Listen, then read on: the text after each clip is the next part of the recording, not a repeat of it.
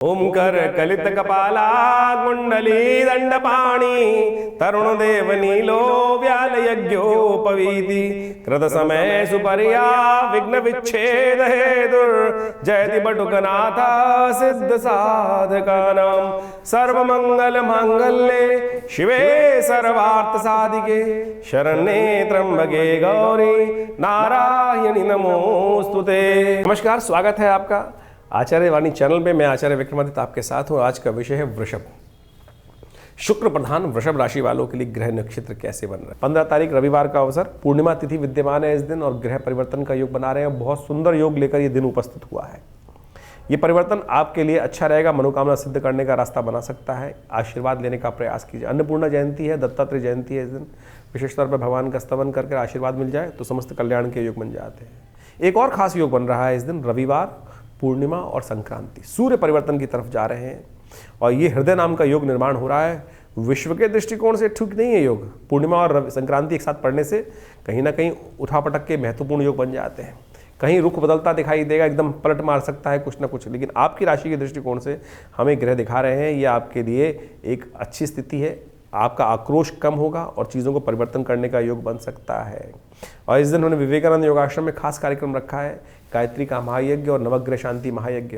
हृदय नाम का योग है। कहा जाता है कि संक्रांति और रविवार के दिन यदि आप सूर्य को का पूजन, गायत्री का यज्ञ कर लें, सूर्य को जल दे दें, सूर्य के निमित्त कुछ दान पुण्य कर लें, तो जो सूर्य 1 महीने बाद आपके लिए खासतौर पर वीक होने जा रहे हैं, खरमास आरंभ हो रहा है ना इस दिन से, तो उसका रास्ता आपके लिए बन सकता है। तो आपकी राशि के दृष्टिकोण से वृषभ राशि वालों के लिए सूर्य का जो ये परिवर्तन का योग बन रहा है, खरमास आरंभ हो रहा है, इसके लिए खास चीज़ों का ध्यान रखने की ज़रूरत है।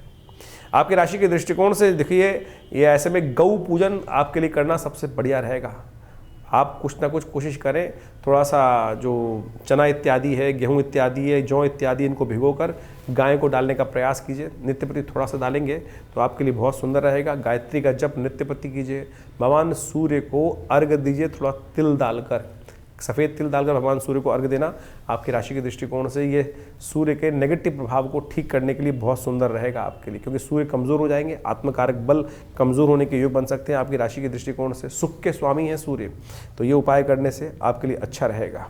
16 तारीख सोमवार का अवसर, प्रतिपदा तिथि है और इस दिन से पौष का महीना आरंभ हो रहा है। संक्रांति का पुण्य भी इस दिन रहेगा, क्योंकि रात को करीब करीब 22 बज के यानी 10 बज के 11 मिनट पर सूर्यास्त होने के बाद सूर्य परिवर्तन की तरफ गए हैं। तो संक्रांति का पुण्य सोमवार के दिन ही शास्त्र के दृष्टिकोण से देखना चाहिए। खरमास आरंभ हो जाएगा और एक खरमास सूर्य की क्षीणस्थ अवस्था को दिखाता है। बहुत छोटी ऑर्बिट हो जाती है, सूर्य आत्मबल कमज़ोर हो जाता है। तो इसलिए सूर्य को ताकत देने के लिए आपको खास तौर पर इस दिन खिचड़ी का दान करना चाहिए, घी का दान करना चाहिए और भगवान के मंत्रों का स्मरण करना चाहिए। ग्रह नक्षत्रों के दृष्टिकोण से ये सूर्य का परिवर्तन एक तरह से आपकी एग्रेसिवनेस तो शांत करेगा, लेकिन इस मामले में थोड़े बंधनों को बढ़ाने वाला योग बना सकता है, सुख को कम करने का योग बना सकता है। तो ये उपाय नित्यप्रति करेंगे तो अच्छा रहेगा आपके लिए। दिसंबर का मध्यकाल जो है, विशेष तौर पर आपने भी समझा कि ग्रहों का योगा योग किस प्रकार का बन रहा है। कई ग्रहों का परिवर्तन का योग बन रहा है और इस बार संक्रांति और पूर्णिमा दोनों के दोनों विशेष तौर पर योग बना रहे हैं एक विशेष प्रकार का।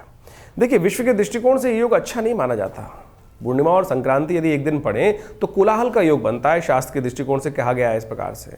और विश्व में आप देख ही रहे हैं किस प्रकार का योग बना हुआ है। साथ साथ इस बार जो वक्र गति से चलते हुए बुद्ध मार्गी हो रहे हैं, वो विशेष तौर का योग एक और बनाने का स्थिति उत्पन्न कर रहे हैं कि जो मार्केट, जो शेयर मार्केट इत्यादि में जो कार्य करते हैं, वो ध्यान रखने का कार्य करना चाहिए उनको कि मार्केट का रुख एकदम पलट सकता है, यानी एकदम कुछ ऊपर नीचे होने का योग बन सकता है। खासतौर पर आपको उसका ध्यान रखना चाहिए।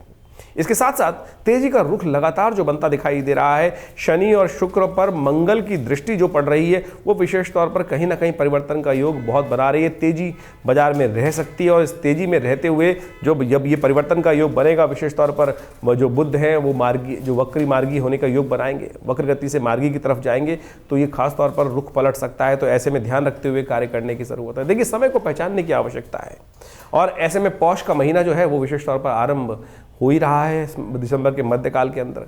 तो पौष का महीना अपने आप में बहुत विशेष माना जाता है। कहा जाता है कि पौष का महीना जो है वो एक तरह से विशेष तौर पर छोटा पितृपक्ष माना जाता है। इस मास में विशेष तौर पर इस बार जो योग बन रहा है, खरमास भी साथ साथ आरंभ हो गया है।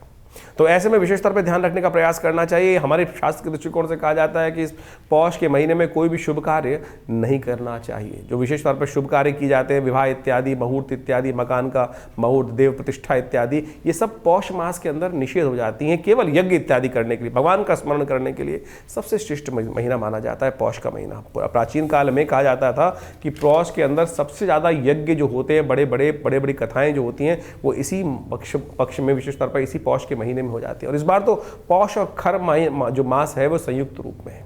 देखिए, खर का महीना मतलब आमतौर पे कथाएं तो बड़ी विचित्र चलती हैं। खर मास जो है विशेष तौर पे जब सूर्य जो है वो बृहस्पति की राशि में आ जाते हैं, 2 बार इस प्रकार का योग बनता है। एक तो 15 दिसंबर के आसपास से लेकर 13-14 जनवरी तक के बीच में जो मुहूर्त बनता है, जब मकर राशि में सूर्य प्रवेश कर जाते हैं। जो कथा चलती है तो बड़ी विचित्र है कि सूर्य के जो घोड़ों की जगह कुछ और, उनकी जगह जो पौराणिक कथाएं हैं, लेकिन उस पौराणिक कथा का अर्थ कुछ और निकलता है। वो विशेष तौर पर समझने का प्रयास करना चाहिए। खर का मतलब वहाँ पर केवल उस शाब्दिक रूप में ना लें कि उन्होंने अश्व की जगह कुछ और खर को वहाँ पे उसके साथ जोत दिया और अश्व थक गए थे। मूल कारण क्या है? हमारे यहाँ ग्रहों की बल देखा जाता है कि कौन से ग्रह का, बृहस्पति का, शुक्र का, इन तमाम सूर्य इत्यादि का बल कब है। यदि आप ऑर्बिट की तरफ से ध्यान दें तो क्या होता क्या है, सूर्य जो है उस ऑर्बिट में चलते चलते सबसे शॉर्टेस्ट ऑर्बिट में चले जाते हैं। और ये राशि जो धनु राशि में जब सूर्य प्रवेश करते हैं तो सबसे छोटा ऑर्बिट हो जाता है। और इन दिनों क्या होती है, रातें बड़ी हो जाती हैं, दिन छोटे हो जाते हैं, यानी सूर्य का बल विशेष तौर पे कमजोर की कम स्थिति में आ जाता है। तो इसलिए कहा जाता है कि पुण्य बढ़ाने के लिए सूर्य किसके मालिक हैं? आत्मा के मालिक हैं। सूर्य कीर्ति के मालिक है, यश के मालिक है, और विशेष तौर पर कई प्रकार के संबंध को बढ़ाते हैं। और इस संसार का जो औचित्य है वो सूर्य के कारण ही है। और सूर्य जब सबसे छोटे पेरिफेरल के अंदर आ जाते हैं तो बहुत कम देर के लिए दिखते हैं। तो इसीलिए कहा जाता है कि सूर्य का बल कमजोर है। इसीलिए शुभ कार्यों को करते वक्त आत्मा का जो उत्थान की तरफ योग बनता है वो कहीं ना कहीं थोड़ा कमजोर रहता है। तो इसलिए इन सब कार्यों के लिए इसमें रोक लगाने का प्रयास किया था। पौष महीने के अंदर बहुत सारे शुभ कार्य शास्त्र में वर्णित है। सूर्य की उपासना करने का हमें यथाउचित भाव से प्रयास करना चाहिए। नित्य प्रति सूर्य को जल देना चाहिए। सूर्य की रोशनी में थोड़ी देर बैठने का प्रयास करना चाहिए। उससे जीवन में सुख, समृद्धि, कीर्ति तो प्राप्त होती ही है, लेकिन साथ साथ व्यक्ति दीर्घायु भी बनता है। और आज मॉडर्न साइंस उसको बहुत अच्छे से प्रतिपादित करती दिखाई दे रही। जो भारतीय सिद्धांत आदि प्राचीन काल से विकसित हैं वो कहीं भी विज्ञान से परे नहीं है। विशेष तौर पर भगवान सूर्य की उपासना, रविवार का व्रत। देखिए, होता क्या है कि सर्दियों के अंदर आमतौर पर बहुत ज़्यादा खाना खाया जाता है, तो थोड़ा सा आपके उधर को भी थोड़ी शांति प्राप्त होने का प्रयास करना चाहिए। तो हम उसको कोरिलेट करने का प्रयास कर रहे हैं। तो शास्त्र के दृष्टिकोण से जो पौष के महीने का ये विज्ञान बताया गया, इस बार तो पौष और खर मास दोनों एक साथ जो योग बना रहे हैं, तो कम से कम आपकी राशि के दृष्टिकोण से आपको कम से कम इस बात का भी ध्यान रखना चाहिए कि सूर्य को बल दें। तो आपकी राशि से सूर्य का जो संबंध है वो विशेष तौर पर हमने आपको बताया ही। तो आपको ध्यान रखते हुए क्या करना चाहिए, भगवान रविवार का उपवास रख सकें, घनी सूर्य आदित्याय नमः इस मंत्र का जप कर सकते हैं। और विशेष तौर पर इस पौष के महीने में उनका एक विशेष नाम है भग, और उस स्वरूप में उनका पूजन करने से, ओम भगाय नमः इस मंत्र का जप करने से, ओम घृणी सूर्य आदित्याय नमः इस मंत्र का जप करने से समस्त प्रकार के कल्याण के योग बन जाते हैं। कहा जाता है कि इस महीने में पाचन क्रिया को ठीक करने के लिए सिद्धांत बनाया गया कि तिल का सेवन करें, और खासतौर पर खिचड़ी का भोग भी भगवान को भी लगाया जाता है, और खासतौर पर उसका सेवन भी करने का शास्त्र में नियम बताया गया है। उड़द की दाल और चावल का योग करते हुए, तिल का खासतौर पे उपयोग करते हुए यदि आप करेंगे तो क्या होगा, सर्दी भी कम लगेगी, इम्यूनिटी भी स्ट्रांग हो जाएगी, पाचन क्रिया ठीक रहेगी। तो इससे बहुत अद्भुत रूप से लाभ प्राप्ति के योग भी बन जाते हैं। खर मास में एक विशेष तौर पर देखिए, सूर्य का संबंध खास खर मास में है, और कहा जाता है भगवान विष्णु की सुंदर आराधना करें, ओम नमो नारायणाय इस मंत्र का यथाउचित भाव से जप करें। तुलसी का पूजन करना समस्त प्रकार के कष्टों को दूर करने का योग बनाता है। तो खर मास में नित्य प्रति इस बात का ध्यान रखना चाहिए, शाम के समय भगवान भगवती का खासतौर पर ध्यान करते हुए उनके समक्ष एक दीपक प्रज्वलित करते हैं, उनकी एक प्रदक्षिणा लगा लें। ये विशेष उपाय कर लेने से कई प्रकार से कष्टों को निवारण करने का योग बन जाते हैं। ध्यान रखें, खर मास में सूर्य कमजोर है, वाद विवाद में नहीं फंसना चाहिए, और तामसिक भोजन करने से प्रहार करना चाहिए। आमतौर पर हमारी जो संस्कृति है यहाँ पर तामसिकता है ही नहीं। विदेश में तो आमतौर पर हर जगह तामसिकता ही तामसिकता भरी पड़ी है। तो इसलिए इस बात का ध्यान रखते हुए कि सूर्य का बल कमजोर होने के कारण से इस महीने में, खर मास में और खासतौर पर पौष के महीने में जो कहा जाता है कि उसका ध्यान रखते हुए कार्य करना चाहिए। उसके बाद मकर संक्रांति आती है, नई शक्ति का संचार हो जाता है। तो आप इन सब चीज़ों को समझते हुए, यदि हमने जो पूरा विज्ञान आपके समक्ष उपस्थित किया, इस समझते हुए कार्य करेंगे तो देखिए बहुत अच्छा आपके लिए योग बनेंगे। बाकी हमने आपकी राशि के अनुसार से भविष्यफल तो बताया ही है, और ये कार्यक्रम हम आपके साथ लगातार रखते हैं। आपके प्रश्नों का समाधान। देखिए, ज्योतिष के दृष्टिकोण से कई प्रकार से मतांतर से जो भविष्य फल बताने का तरीका है, आपकी राशि के दृष्टिकोण से भी, नाम के दृष्टिकोण से भी, न्यूमरोलॉजी के पॉइंट ऑफ व्यू से भी, आपके नाम के अक्षर भी बता सकते हैं कि आपका भाग्य कहीं ना कहीं, ये छोटे छोटे आयाम है ज्योतिष के अंदर, इन सबका बड़ा अच्छा योग है। लेकिन हम कई लोग केवल न्यूमरोलॉजी को ही पूरी ज्योतिष के रूप में उपस्थित कर देते हैं। तो ज्योतिष की जो गणनाएं हैं, जो हमारे विशेष तौर पर गणना शास्त्र के अनुसार से जो बताया गया है, ग्रहों की योग इत्यादि के संबंध में बताया जाता है, उसका तो वर्णन किया ही नहीं जा सकता। लेकिन बाकी छोटी छोटी चीज़ें बहुत अच्छी हैं, महत्वपूर्ण हैं, उनका भी सहयोग लेते हुए हम आपके साथ लगातार बने रहते हैं और बहुत सारी लगातार वीडियोज़ आपके समक्ष उपस्थित करते रहते हैं। हमारा आश्रम दिल्ली में इस सब चीज़ों में बहुत अच्छा शोध कार्य पिछले करीब 50-60 सालों से कर ही रहा है। आचार्य श्री केशव देव जी महाराज के सानिध्य में हमने भी समस्त शिक्षा दीक्षा ग्रहण करने का प्रयास किया और बाल्यकाल से पिताजी के सानिध्य में रहते हुए बहुत सारे शोध करने का अवसर मिला, चाहे वो मुद्रा विज्ञान हो, चाहे वो भारतीय संस्कृति के संबंध में और भी बहुत सारे मंत्र विज्ञान, यज्ञ विज्ञान, और उन्हीं सब में हमने पूरे विश्वास के साथ सीखा, समझा। जो कहते हैं ना कि कार्य नहीं होते हैं मंत्र विज्ञान के अनुसार, बिल्कुल निष्ठा के साथ अनुष्ठान किया जाए, परमात्मा की आराधना किया जाए तो असंभव से असंभव कष्ट दूर होने के योग बन जाते हैं। भार, बस समस्या यह है कि ज्योतिष विज्ञान के माध्यम से ये समझा जा सकता है कि कितना बड़ा भार है और उसको उतारने के लिए दूसरे पलड़े में कितना भार रखना है। कर्म का यदि उतना भार, आपके दुर्भाग्य की तरफ जितना भाग्य है उसको उतारने के लिए उसके बराबर का पलड़ा भारी कर दिया जाए शुभ कर्मों से, तो वो कष्ट निवारण हो जाते हैं। चाहे वो स्वास्थ्य के संबंध में महामृत्युंजय मंत्र का अनुष्ठान हो, चाहे वो शत्रुओं पर विजय प्राप्त करने के लिए बगलामुखी इत्यादि भगवती महाकाली के अनुष्ठान हो, हमने करके देखे हैं।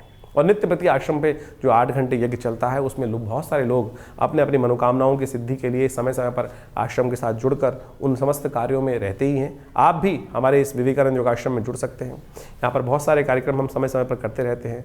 चाहे वो रविवार का यज्ञ तो विशेष रहता ही है, उसमें जो यज्ञ में सब लोग आके बिना किसी खास तौर पे कोई, हम लोग किसी भी कार्यक्रम में कोई शुल्क नहीं लेते हैं। चाहे वो नवरात्र के यज्ञ हों, चाहे वो विशेष तौर पर अभी गुप्त नवरात्रि का यज्ञ भी आएगा, चाहे वो सब सुंदरकांड इत्यादि के पाठ हों, आप स्वयं यदि बैठना चाहते हैं तो उसमें आके बिल्कुल बैठ सकते हैं।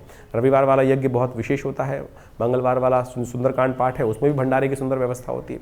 और हर रविवार को तो नवग्रह शांति महायज्ञ, गायत्री महायज्ञ का सुंदर कार्यक्रम रहता ही है, जो सुबह 8 बजे से लेकर 10 बजे तक चलता है। उसमें आप स्वयं भी उसमें भाग ले सकते हैं और भगवान की प्रतिष्ठा प्रसन्नता के लिए माँ भगवती दुर्गा का सुंदर दर्शन। जी हाँ, हमने कई बार आपको बताया है कि माँ भगवती दुर्गा का शिव विग्रह जो आश्रम पर विराजमान है, वो 1947 में मुल्तान से हमारा सौभाग्य था कि वो भगवती हमारे घर पर पधारी, हमारे आश्रम पर पधारी, और आज उनका बड़ा दिव्य मंदिर आश्रम पर विराजमान है। उनका दर्शन कर आप अपने भाग्य को जगा सकते हैं, चमका सकते हैं और आगे बढ़ने के सुंदर योग बना सकते हैं और लगातार इन सब कार्यक्रमों में जुड़ सकते हैं। हाँ, बहुत सारे लोग प्रश्न करते हैं, हमारे पास लगातार लोगों के फ़ोन आते रहते हैं और बहुत सारे लोग जानना चाहते हैं अपने भविष्य के बारे में। तो उसके लिए आप हमारे नंबर्स पर व्हाट्सअप करिए, हम प्रयास करेंगे उन सब प्रश्नों का। देखिए, टाइम लग सकता है, बहुत सारे लोगों को बहुत जल्दी लेना होता है, बात करनी होती है, तो उसके लिए अपॉइंटमेंट्स भी ले सकते हैं, चिंता ना करें। लेकिन यदि आप कुछ भी जानना चाहते हैं तो व्हाट्सएप के माध्यम से आप अपने प्रश्नों को हमें भेजने का प्रयास करें। व्हाट्सएप के माध्यम से अवश्य हम उन प्रश्नों का निदान समय पर देने का प्रयास करेंगे। और साथ साथ यदि आपके पास जन्मपत्री नहीं है, बहुत सारे लोगों का प्रश्न ये आ रहा है आजकल कि हमारे पास जन्मपत्री नहीं है, तो कोई बात नहीं, आपके हाथ का रेखा चित्र जो है आप व्हाट्सएप पे भेज सकते हैं, दोनों हाथ का रेखा चित्र, उस पर अपने नाम, अपनी आयु, अपने प्रश्न हमें भेजेंगे तो हम अवश्य जल्दी से जल्दी आपके प्रश्नों का निदान देने का प्रयास कर सकते हैं। हाँ, इसमें टाइम लग सकता है, थोड़ा टाइम लग सकता है, क्योंकि बहुत सारे लोगों के प्रश्न हमारे इसके चैनल के माध्यम से हमारे साथ जो जुड़ते हैं वो आ रहे हैं और इस चैनल का विस्तार बहुत अच्छी गति से हो रहा है। जो आप सबका हमको साथ मिल रहा है, सहयोग मिल रहा है, उसके लिए हम बहुत विशेष तौर पर हृदय से आप सबका धन्यवाद देते हैं और प्रयास कर रहे हैं कि इन सब भारतीय संस्कृति के संबंध में, अभी हमने मुद्राओं के संबंध में कुछ वीडियोस निकाले थे, तो आप जो विशेष तौर पर इस समय चल रहा है सूर्य को शक्ति देने के लिए, इस मुद्रा का नित्य प्रति प्रयोग करें। ये जो रिंग फिंगर जिसे कहा जाता है, सूर्य की उंगली है, सूर्य जैसे हमने कहा अभी आपको निस्तेज हो जाते हैं, कमज़ोर हो जाते हैं, क्षीणस्थ अपने जो चक्र में सबसे शॉर्टेस्ट ऑर्बिट में रहते हैं इस समय में, तो उसको ठीक करने के लिए ये मुद्रा बहुत ज़बरदस्त ताकत देगी। आपकी आत्मा का साक्षात स्वरूप सूर्य माने जाते हैं, तो उसको ठीक करने के लिए ये सूर्य मुद्रा, सबसे रिंग फिंगर को अंगुष्ठ के अग्र भाग से लगा देने से ये सूर्य मुद्रा बनती है। इसका नित्य प्रति प्रयोग कम से कम दिन में 5-5 मिनट करके 45 मिनट यदि प्रयोग करेंगे तो नहीं आवश्यकता पड़ेगी आपको कोई नग पहनने की, कोई और कार्य करने की। यही शरीर के स्विच जो है आपके बहुत से कष्टों को दूर करने का योग बना सकते हैं। अभी बहुत जल्दी नव वर्ष आ रहा है, नववर्ष आपके लिए कैसा रहेगा उसके लिए हमने एक पूरा वीडियो आपके साथ रखा है और उसमें पूरी तरह से ग्रहों की अवस्थाएं किस प्रकार की हैं, क्या है, वो सब हम आपको बताने का उसमें प्रयास किया है हमने, और आप लगातार हमारे साथ जुड़ सकते हैं। बहुत सारे लोग एक बात और समझ रहे, हमारे नाम से बहुत सारे लोग कई बार कहते हैं कि हमने आचार्य जी को जन्मपत्री दिखा के हम फ़ोन में बात करिए, अपॉइंटमेंट लेके बात करेंगे तो बहुत अच्छा रहेगा। हमारे आश्रम से कोई ऐसा पैसा का डिमांड नहीं किया जाता है, और यदि कोई हमारे नाम से आपसे बात करने का प्रयास कर रहा है, आपको फ़ोन कर रहा है, कम से कम मैं तो किसी को फ़ोन नहीं करता, ये तो मैंने बहुत मित्रगण हैं उनके साथ बात होती है, लेकिन किसी भी व्यक्ति को मैं फ़ोन करके ये नहीं कहता कि आप मुझसे, कभी मैं किसी व्यक्ति को जो जिनसे जान पहचान नहीं है उनको शायद फ़ोन कभी नहीं करूँगा। तो इस बात का भी ध्यान रखें। तो आपको एक केवल सूचना के लिए, आज समय जो है बड़े विचित्र दौर में जा रहा है, हर रोज़ नई नई खबरें आती रहती हैं, लोग के साथ साथ कई प्रकार की समस्याएं उत्पन्न होने के योग बनते हैं। हम जिस कार्य में हैं, जिस आश्रम को चलाते हैं दिल्ली में विवेकानंद योगाश्रम, वो सबकी सेवा के लिए है। तो इस प्रकार के किसी भी जो आज गलत कार्य हो रहे हैं उनसे आपको बचने का प्रयास करना चाहिए। जन सेवा के लिए, जन सूचना के लिए हमने ये बात अंतिम में आपके पास रख दी है। आशा है आप समझेंगे और गलत लोगों से बचने का प्रयास करेंगे। धन्यवाद, नमस्कार।